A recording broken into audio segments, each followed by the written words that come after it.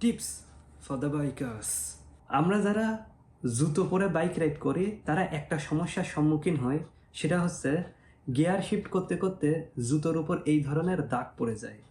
এখন এটা থেকে বাঁচার জন্য আমরা অনেকেই এই ধরনের গিয়ার প্রোটেক্টর ব্যবহার করি, যেটা সাময়িকভাবে কার্যকর হলেও লং টাইম ব্যবহারে এটাতেও কিন্তু দাগ পড়ে যায়। তাহলে সমাধান কি?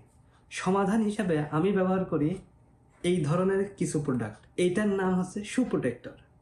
এই প্রোডাক্টটা সরাসরি আপনারা জুতার উপরে লাগাবেন, লাগিয়ে ব্যবহার করবেন।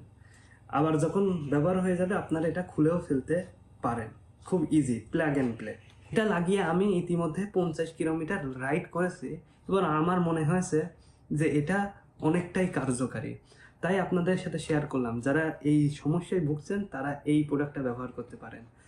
এটাও সিমিলার প্রাইসে আপনারা পেয়ে যাবেন দারাজ থেকে, আপনারা ক্রয় করতে পারেন। দারাজের লিঙ্ক